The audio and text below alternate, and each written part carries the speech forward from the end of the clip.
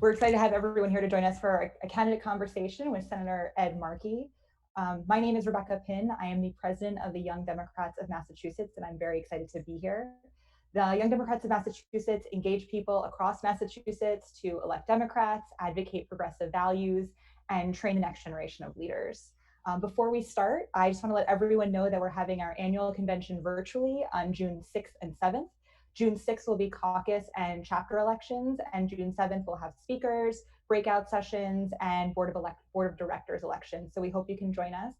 There's more information on our Facebook page. I'm going to hand it over now to our public policy director, Vernon K. Walker.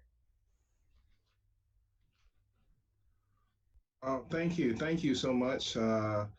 Greetings, everyone. We're so glad that you are here today.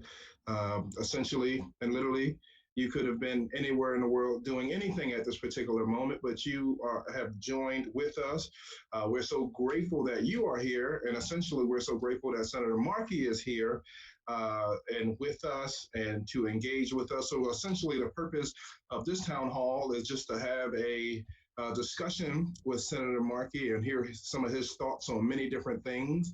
And he's no stranger to the YDMA, Young Democrats of Massachusetts. He's been a friend for a long time, and we certainly are appreciative of his advocacy in the Senate and his advocacy in the state. Before we turn it off to Senator Markey, I want to read just a snippet of his bio, of his lengthy, impressive bio, as I introduce to some and present to others. Senator Markey, U.S. Senator Ed Markey is a national leader on climate, clean energy, and the environment. He serves as the chair of the Senate Climate Task Force and on the Environment and Public Works Committee, the Commerce, Science, and Transportation Committee, the Small Business Committee, and Foreign Relations Committee. These key leadership positions earned over 40 years of legislative work, established him as a powerful leader, both nationally and internationally, on the climate and energy policy.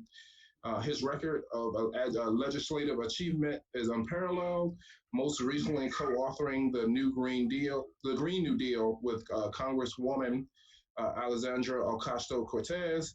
Since January, Senator Markey has led efforts in the Senate and calling for protection for frontline workers during this corona pandemic, demanding that the Trump administration provides all essential workers the personal protective equipment they need. He is a co-sponsor of legislation to eliminate all out-of-pocket health expenses for every person in the United States during this pandemic. Senator Markey also joined his Senate colleagues in calling for a national fund to provide compensation to essential workers impacted by the coronavirus, including providing student debt relief for public servants, many of whom are playing central roles in the corona response. Without further ado, I'm going to turn it over to Senator Markey. With the floor is yours, and then after you're done, I'll ask you some questions, and then after we ask some questions from folks who have registered, then we'll turn it over for live questions, and we look forward to a robust conversation. Thank you. Okay, thank you so much, Reverend Walker. Thank you for hosting me this afternoon. It's a great honor to be with you and with Rebecca and with all of the other great young Democratic leaders who are on this Zoom today. Zoom is now, kind of the organizing principle of our lives. So I appreciate everybody who, like you were saying, Reverend, are willing to give up their time this afternoon in order to be with us. It's been a great honor for me to represent Massachusetts in the United States Senate. I'm here in my house in Malden that I grew up in. This is where I was raised, and this is where I still live. It's obviously a gateway community, Malden, and for me, it helps to keep me totally in contact with all of the changes which have taken place in our state and in our country. From my perspective, I know what it's like to grow up blue collar. My father drove a truck for the Hood Milk Company. He had three sons, my brothers and I, um, and um, and we know how fortunate we were to live in that house with the milkman who drove a truck, and with my mother, who, because her mother, my grandmother, died when my mother was starting her senior year in high school, that my mother could not go to college. She had to stay behind and raise the three younger sisters in the family. And so here we are. We're about, I'd say right now, we're about 800 yards away from where my grandmother and grandfather got off the boat from Ireland to have those five daughters. And at the same time, what opportunities I was given, what a chance to maximize my God-given abilities. And I know how fortunate I am. And that's my goal, is to make sure that every child is given the ability to be able to maximize their God-given abilities. My father grew up in Lawrence, on the first floor of a triple decker in South Lawrence on Phillip Street. You know, the five children in that house had to really grow up during the Great Depression.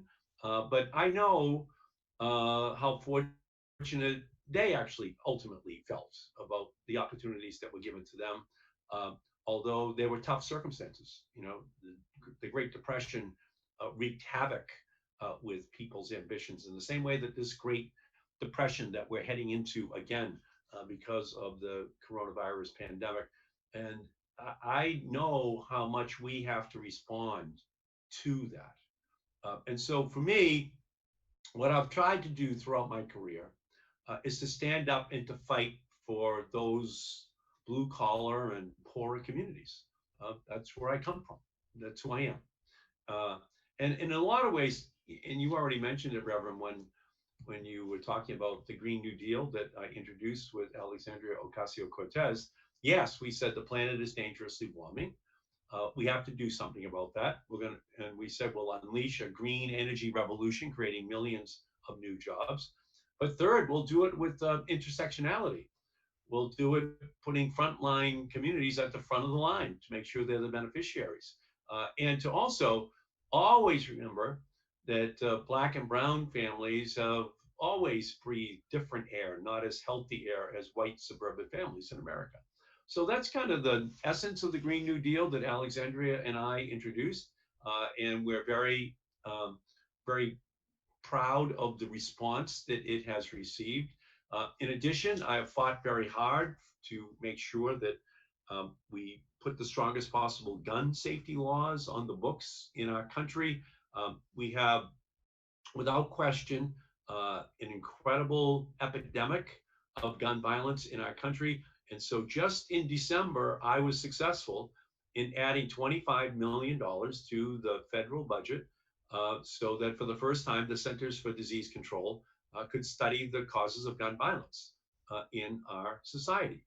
And that was a victory over the NRA. I'm very proud of it, but it's something that ultimately has to happen if we're going to move to a day when NRA stands for not relevant anymore in American politics. So I'm very proud of that fight.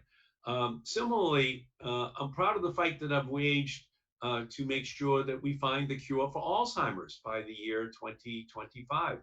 An unbelievable 5 million Americans right now have Alzheimer's, 5 million. And 15 million Americans will have Alzheimer's by the time all the baby boomers have retired. So just think about that.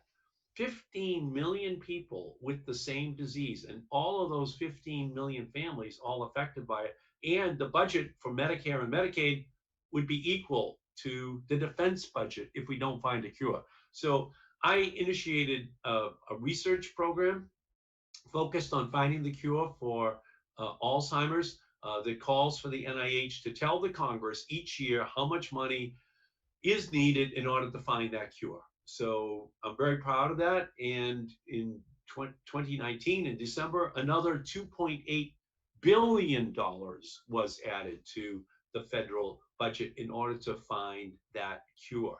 So for me, Um, I've been trying to lead and deliver on the key issues throughout the course of my career.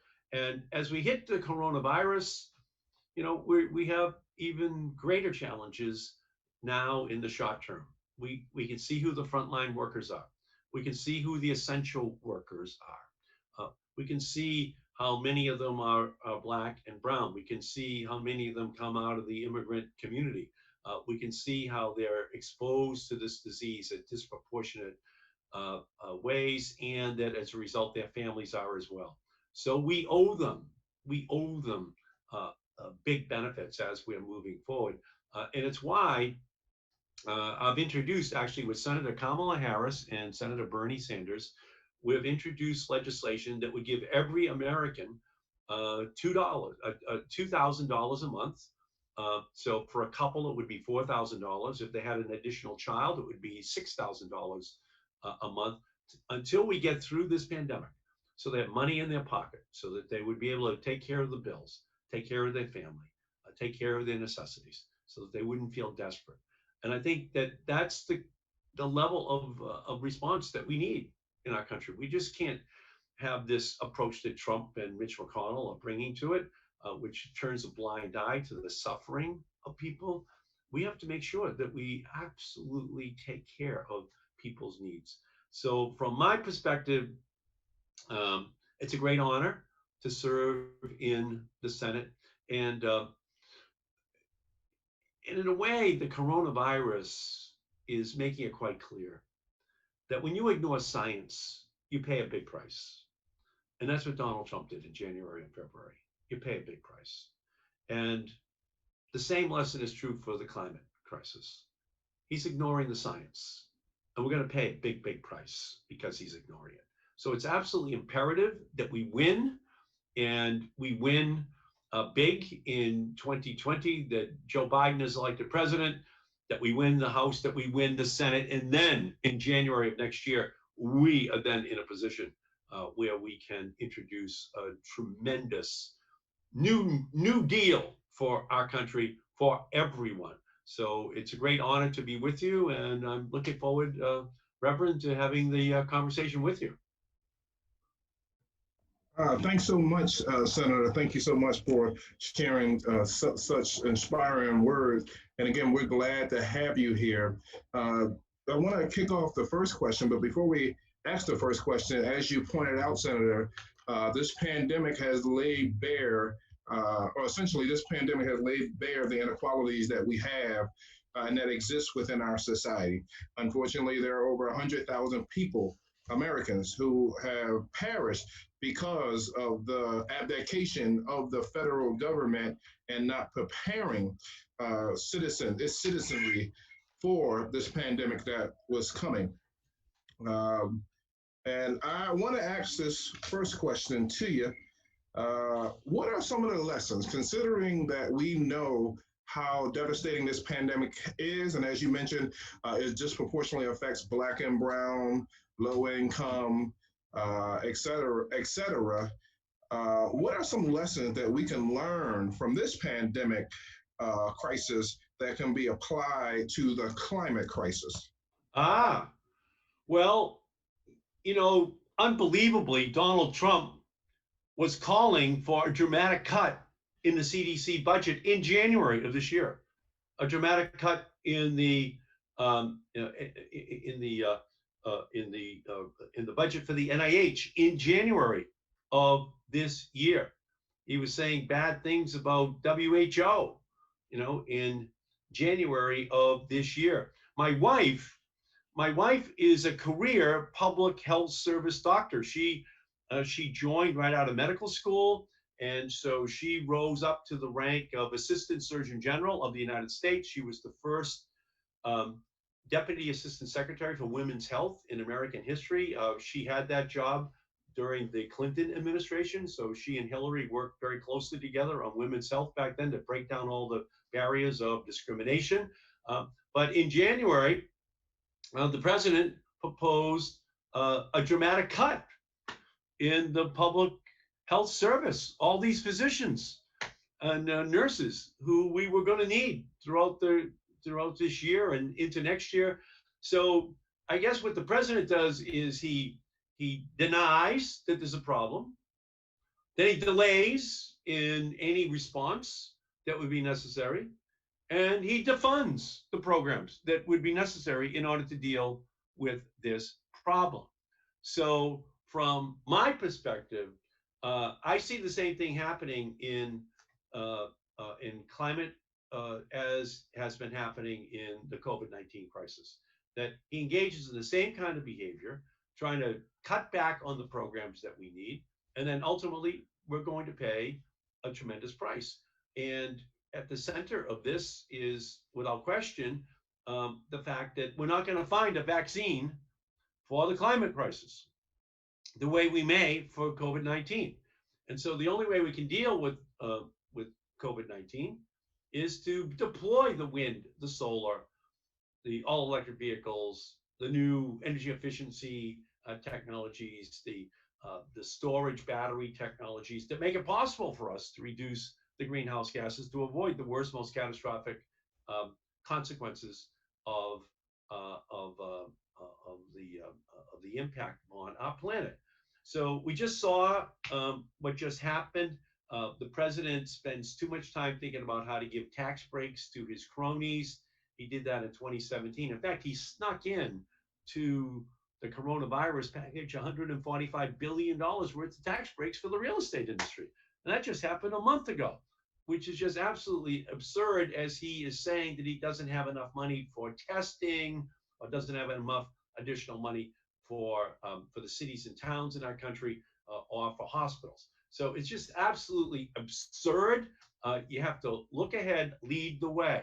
And that just means funding the programs, environmental and medical, that anticipate problems and make it possible for our country, our people, to not have to suffer consequences that are completely and totally avoidable. So I guess that's the lesson that we're learning. If we don't apply all of what we've learned from Donald Trump's negligence over to the climate crisis, then we're going to look at this as kind of a preview of what is coming. And what's coming could be even worse. You know, the United Nations says that we could have upwards of 200 million climate refugees on the planet, 200 million climate refugees by the year 2050. So we've got the warning, it's there. And what we have to do is just get rid of Donald Trump in November, have Joe Biden named the greenest cabinet and the most public health oriented cabinet in history. And then we're off and running in a new era in American history. So thank you, Reverend. Thank you so much for that, Senator. Thank you so much for lifting up poignant points, and thank you so much for lifting up the correlation between the lessons we can learn here during the COVID-19 crisis and how we can apply them to the climate crisis. And you mentioned, and I want to ask a follow-up question, you mentioned that at some point, as the science has said, Dr. Fauci and others, public health experts have said that at some point that there will be a vaccine, whether it's a year to 18 months from now or a little longer. At some point that, you know, there will be, the coronavirus will not be as a big of a threat as it is now. And it is in that same vein that I'd like to lift up this particular question as the deaths are going down and the cases where people are getting sick from the coronavirus is on a downward spiral. We love to hear what some of your thoughts as states, including Massachusetts, began the process of the reopening and getting back and trying to imagine a new norm. What would you say, or what do you think that state governments should be doing to protect workers in the fields where the risk of infections are the highest? Oh my goodness! You know, people say, "Well, when do we open?" And of course, the question is, how do we reopen? How, not when. It's not a question of a date. It's a question of the data. And the data runs to the issue of, do we have enough personal protective equipment so that everyone out there feels safe? Do we have enough N95 masks so that people can feel safe? Do we have enough um, testing that we can do on an ongoing basis in places of work, at school? People are going to go to a ball game. Do we have enough? Do we have enough testing to be able to do it right? Um, do we have enough contact tracing so that if someone does come down with the disease, that you can quickly go to all of the people who that person has been in contact with? Well, the answer is no, no, and no. And so what we have to do is to continue to battle down in Washington with Donald Trump. The last round, he did not want to put in the $25 billion for additional funding. That was just 4 weeks ago, $25 billion for funding for testing. So we forced it on them, the Democrats. Thank all the young Democrats for being part of that shove that we had to give him. But we're going to need a lot more testing. We're going to need a lot more personal protective equipment. We need to still invoke the Defense Production Act so that we have this capacity to provide everyone what they need in order to feel safe out in our economy. So no matter who you are, okay, an essential worker or just someone who's thinking, well, maybe I'm going to open up my little shop, and a customer who's saying, maybe I'll go into that little shop. Well, everyone's going to need protection. Everyone's going to need the personal protective equipment, and people are going to have to be tested.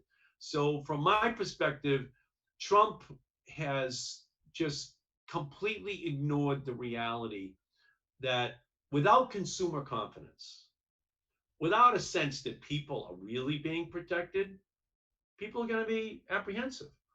And at the same time, there's a whole bunch of other people who are essential workers, and we can see who they are. They're out there every day, they're taking risks. You can't zoom into a job in a supermarket. You can't zoom into a job as a sanitation worker. You have to show up and run the risk. And we still don't have enough, by far, personal protective equipment for these people. We still don't have enough testing to make sure that they're safe and that they don't have it and that they might not be communicating it to other people.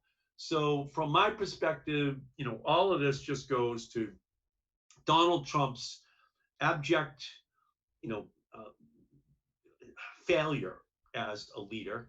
And it's going to be up to the Democrats to have really a war with Trump and McConnell on the floor of the Senate over the next 1 month as we put together this next package. The president's already saying, forget it.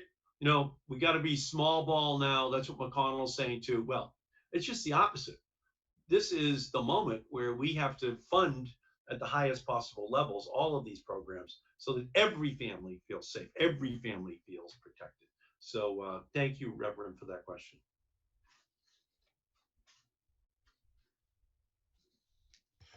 Thank you so much for lifting that up, Senator. It was very powerful what you lifted up, and really speaking truth to power. One of our other our members of the YDMA wondered, how does your office work to support and engage young people represented in the party, and essentially how do young people in the Democratic Party move forward with positive engagement on behalf of the party so we can include those who have historically been marginalized, who have historically been isolated, who have historically been left out of the political process. How do you suggest that we engage this segment of the party so we can continue to grow the party and be a stronger, robust party? Yeah, well, it's an excellent question. And a lot of people, they were critical of me when I introduced the Green New Deal with Alexandria Ocasio-Cortez. They said, well, that's kind of pie in the sky. That's unrealistic. And so I said to myself, no, Alexandria and I were trying to do something much bigger. We're trying to create not just a resolution, the Green New Deal, but we're trying to create a revolution that makes it possible for young people, the Sunrise Movement, other younger activists to get into this space, kind of drive older generations to finally do something about the crisis. So since that moment, and it's only like 15 months ago that we introduced the Green New Deal, it's changed everything. Young people are now at the forefront of making the case that we have to solve this problem, that we have to be activists that will put in place the policies that can really save the planet. So I'm very proud of that work, and I continue to partner on an ongoing basis with young people on it. Uh, for many of them, it's their top issue. It is for me, and I know that we have to have an intergenerational compact. Just can't be older people, can't be younger people. We have to put it together. But we had to reach out to younger people, and that's what the Green New Deal is all about. And it's made a big difference. Let's be honest. Back in 2016, when Hillary was running against Trump, not one reporter asked Hillary or Trump a question about climate change. Not one question. Well, the Green New Deal solved that. Every politician now has to have an answer. How are you going to handle this crisis? All of our presidential candidates up there on the podium, they all had to have an answer. How are they going to answer? How are they going to deal with this crisis? So I'm very proud of that. I would also say on guns, gun safety, back in Boston, maybe a year and a half ago, there was a march from Roxbury to Boston Common with thousands of young people, and so I was able to work to make sure that by my marching with them, the high school to college kids, that they understood that I identified with them, that I would fight for them. And just listening to, talking to them was a 3-hour march. And after that, I began to build partnerships with these young people so that we would be able to work together to advocate for gun safety. Many other young people that I reach out to, they talk to me about student loans and the impact that the student loan crisis has upon them. Well, my father was a milkman for the Hood Milk Company, so I had to sign for all the student loans. I had to pay back the student loans as I could go through college and law school. And I know that the student loans I had are just a fraction of what too many young people have today. So I think that we have a responsibility to make sure that we deal with that student loan burden, that almost like that knapsack of debt that young people feel on their shoulders. And so there I partner with young people to hear them and hear their concerns about that issue. And I could go on, but ultimately the future belongs to young people. We have to change and move towards that agenda. And I am on an ongoing basis in constant contact with those young people. And my philosophy, from the Green New Deal to net neutrality to gun safety to student loans, is all animated by that interaction which I have with young people in Massachusetts and across the country.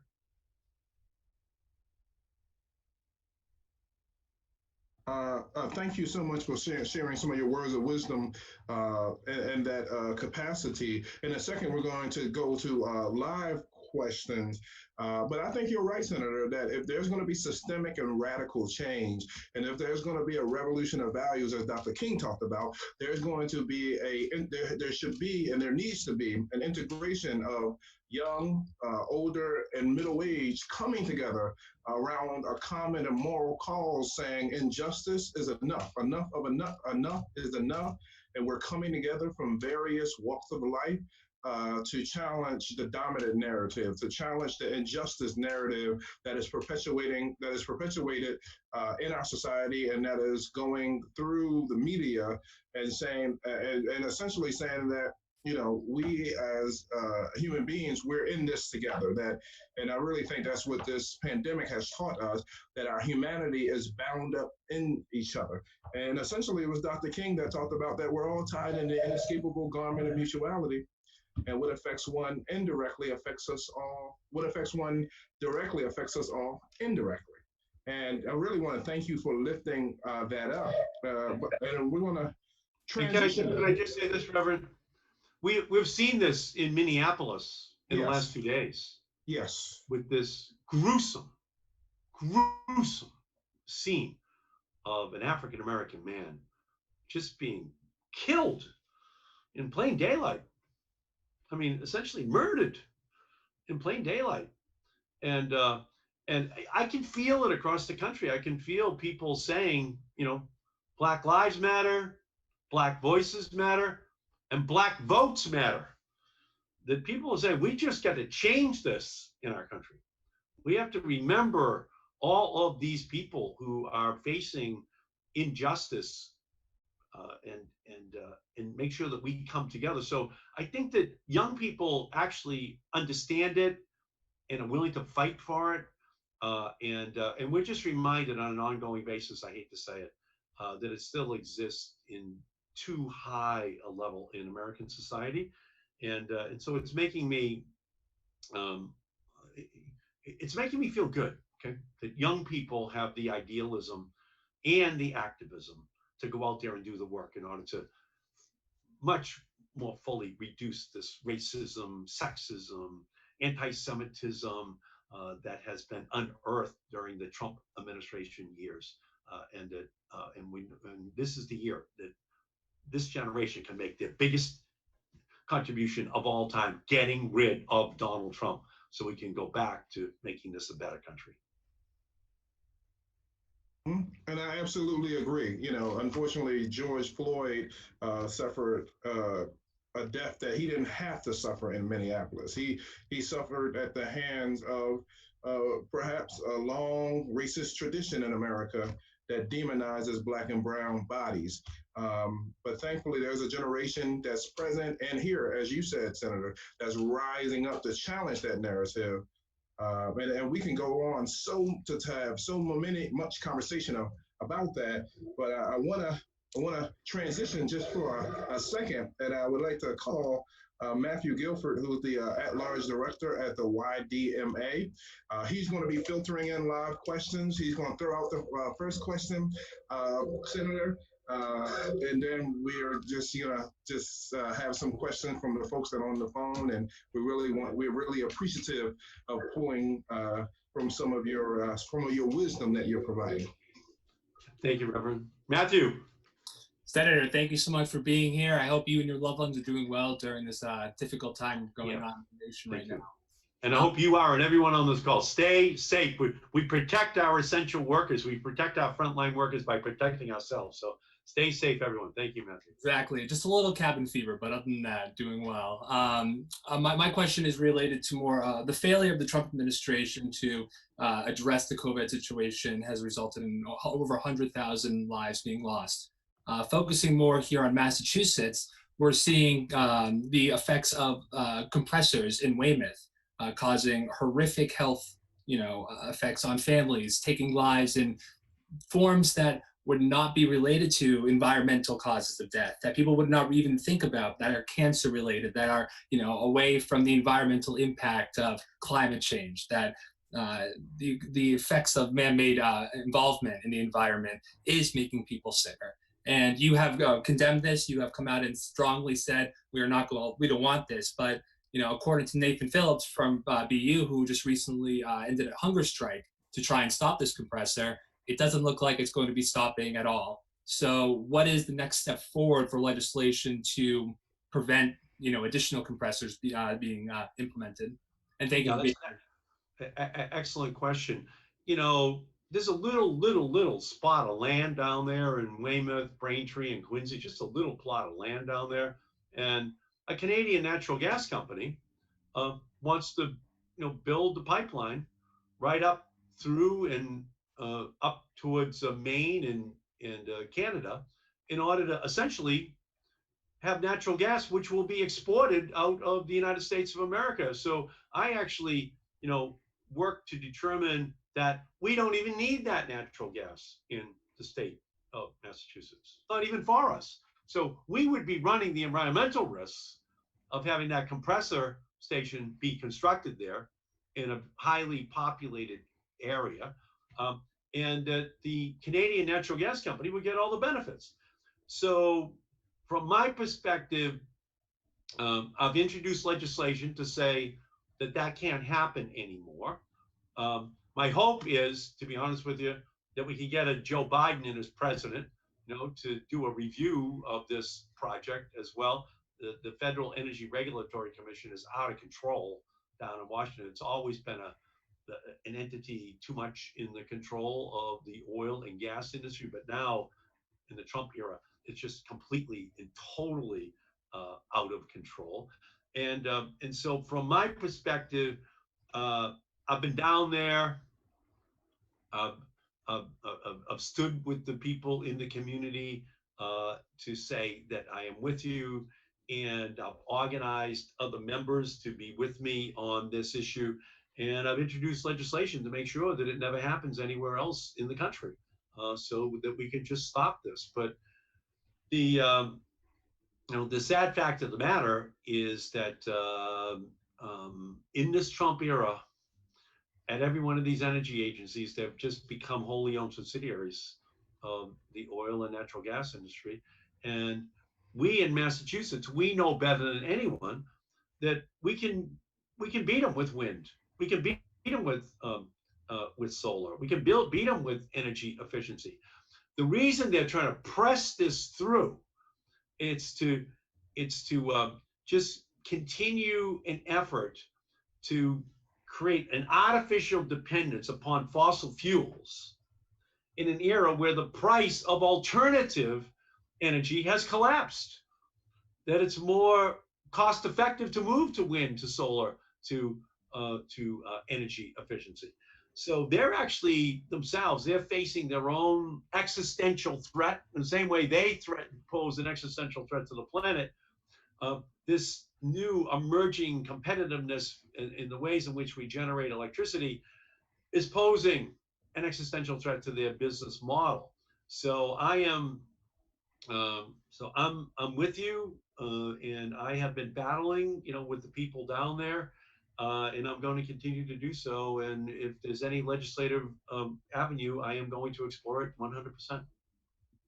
Awesome. Thank you very much for that answer, Senator. And please keep up the good work down there. We have a question about transportation from Melissa B. So I'll transition to her right now.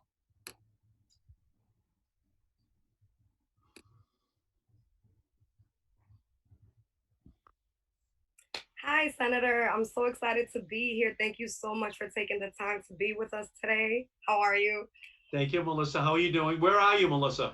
I'm in Boston. I'm a Jamaica Plain native, born and raised. So we're both fellow Bostonians. I just graduated from Worcester State. So beautiful. Yes, with a major in sociology and a minor in communication. So I'm just super excited to be here. Fabulous. You mentioned a lot of good points. I also was volunteering during the quarantine with AOC, and just calling folks and, just spreading some compassion.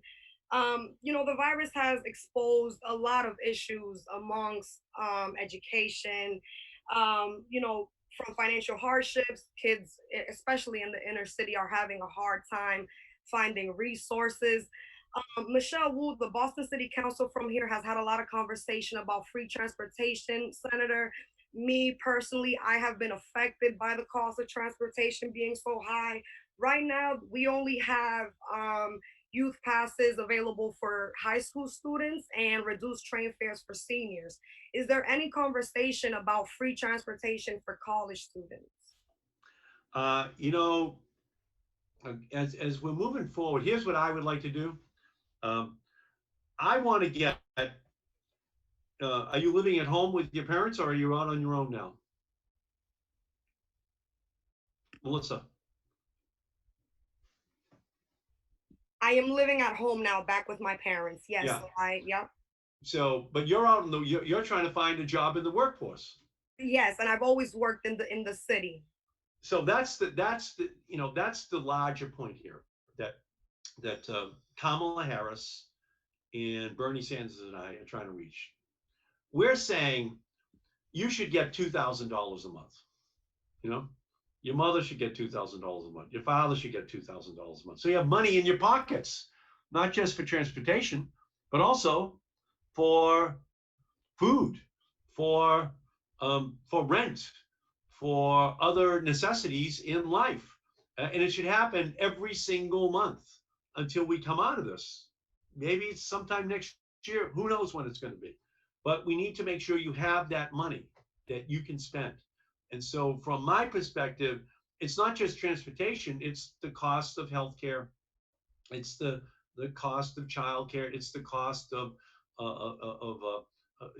for somebody like you for paying back your student loans. And I believe that we should have a moratorium on paying back of student loans, and that every student should have at least $10,000 of their student debt, which is forgiven. And we just make that announcement as well, just so you've got the money in your pocket.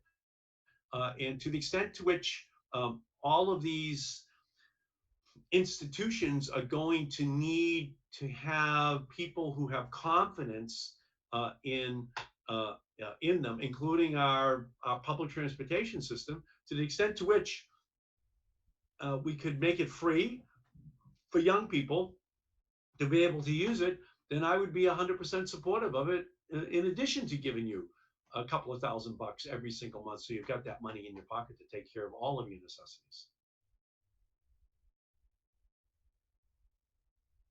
Awesome. Thank you very much for that answer, Senator. And we have one more live question from Mark, and I'll transition to him now. Great. Thank you so much for being here, Senator Markey. Hey, Mark. My question, you mentioned net neutrality earlier, and especially right now, we're seeing kind of how essential Wi-Fi and other like technical services have become in our new economy and in our kind of modern world. So what do you envision as the plan forward, COVID and just with net neutrality, and ensuring technical services equally across everyone?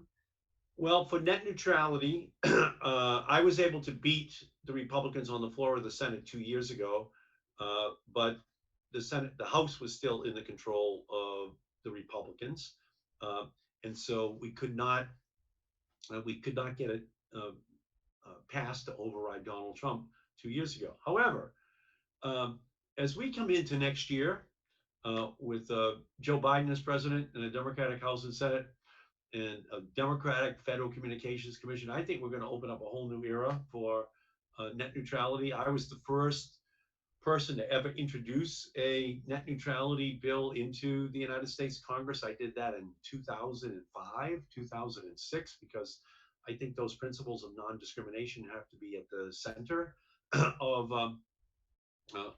all of our activities, and that we make sure that the big companies can't discriminate against individuals. They can't discriminate against the smaller startup internet companies, software companies. That it's free, it's non-discrimination. You're out there.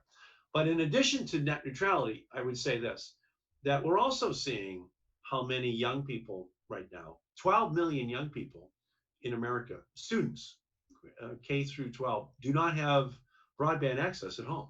So that's going to create a big homework gap, which is going to create a learning gap, which is going to create an opportunity gap for all those kids. So I'm advocating that we add $4 billion to this next coronavirus package, so that money is there, so that they take my program, which is called the E-rate, the education rate, which pays for kids in Roxbury and Chelsea and Malden and Lawrence to be online in their classroom. And now let's do it at home. Let's make sure that we put in the extra money so that we can create the Wi-Fi or other access at home for these young people. And I also think, and I support spending about $80 billion on a big broadband deployment program for our country. We're not fully ever going to go back to the way we were. And broadband has just been identified as absolutely an indispensable part of our future. And so we have to make sure that we put the funding in for poorer kids, for inner city kids, for rural um, citizens, so they have access to broadband. It's absolutely going to become the indispensable way in which people communicate, they work, they go to school. And towards that goal as well, I introduced a bill calling for a national broadband plan. I did that 10 years ago. It became the law, and the Federal Communications Commission had to lay out the plan for broadband. How does it interconnect with healthcare, with education, with manufacturing, with industry, with everything? And so that plan was put in place 10 years ago, and and out of it came a lot of what we see today. However, I realized that the coronavirus has opened up yet another window in terms of what the future is going to hold in terms of the role of broadband in our society.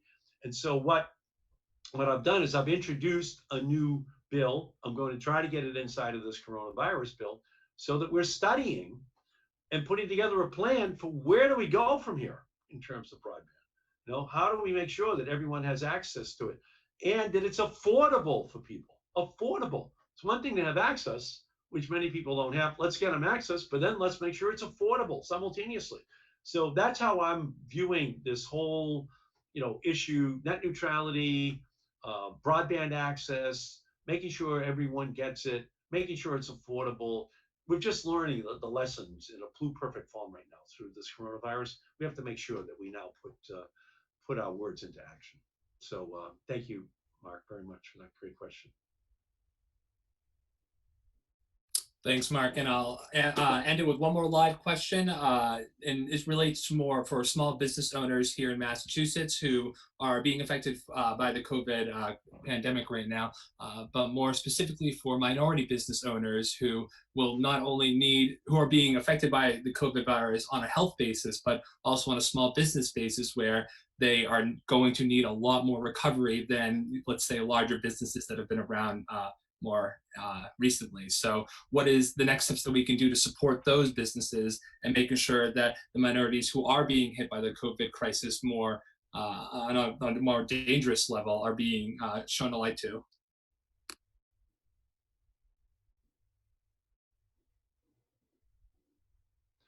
So you want me to answer that question? Great. So yeah, so from my perspective, the way the original bill was constructed in the coronavirus relief package was that there was not a set aside for minority businesses. There was not a set aside for smaller women businesses. I actually posed this question to Stephen Mnuchin and to the head of the administrator of the Small Business Administration, like how many people in that category, the smaller minority and women businesses, have received loans. And they didn't know the answer. This is only like 2 weeks ago. So I told them they had a responsibility to make sure that we knew how to identify what the needs of that minority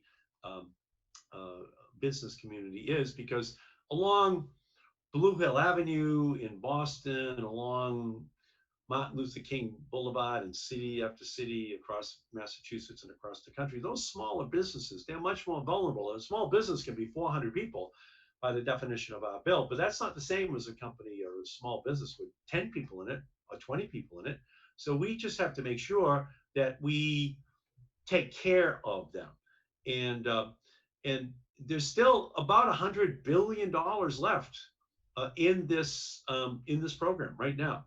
And I guess what I would say to you is that if I can help you in any way, you can contact my office, through, if anyone is listening, through Matthew, through the Reverend. I'd be more than willing to help any minority small business, any woman small business, to kind of get access to the Paycheck Protection Program. I think it's absolutely essential that we help you to make those connections. So please call. If you can just let them know, they can get in touch with me or my staff, and we will get right on trying to help you as an individual. Or if you know people who need it, we want to do that as well. We just don't want to see an extinction experience for minority small businesses across this country. We have to make sure they get their fair share of all of the funding. That's why Senator Tammy Duckworth and I from Illinois, that we've introduced a legislation that just will set aside $10 billion to make sure that it is there for minority small businesses. I've had a number of forums across the state where hundreds of minority small businesses got on the call, so I could be talking to them, and the regional SBA could be talking to them about what the application process is, but it still isn't enough. And for many of these minorities, they don't even use English as a first language. So we have to make sure that all of this is in the language, that is the application process, is in the language of the individual who is applying. And if we don't do that, that's also a big bar to their ability to be able to participate in this process. So it's an excellent question. I'm working very, very hard on it. And if anyone out there knows anyone that needs any help, I'll be there for them. And you can go, through Rebecca or Matthew or the Reverend in order to, plug my staff into the individual or the small business that needs help. Thank you very much for that, Senator. I'll be sure to share that to our networks and everybody else. I want to just thank you again for answering our live questions, and I'm going to transition back to Vernon and wish you the best of luck out there and stay healthy. Thank you so much. Thank you again, Senator, for joining us.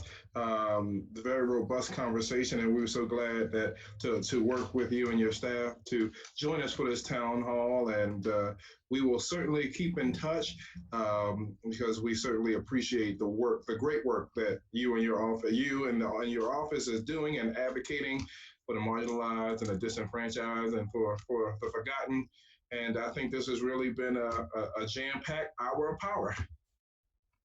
Well, with you as the master of ceremonies, that's by definition, because I can feel it coming right through the screen right now. So Reverend Vernon Walker, thank you for all of your leadership, much appreciated. To Rebecca Pinn, to Matthew Gifford, to Rob Cohen, to everyone else that played a role in organizing this, much appreciated. And to any of you who want to help on my campaign, it's edmarkey.com, just got to go there. And any help that any of you could give me, I would obviously love your help now or in the future. I'm going to run on the principles that I think all of you believe in, and it's why I'm so partnered with Alexandria Ocasio-Cortez, why Rachel Rollins, the District Attorney of Boston, has endorsed me. It's those principles of justice and equality that I fight for every day on the Senate floor. I appreciate your help in this race. So thank you all so much. Stay safe. Thank you, Senator. Thank you, Reverend. All right.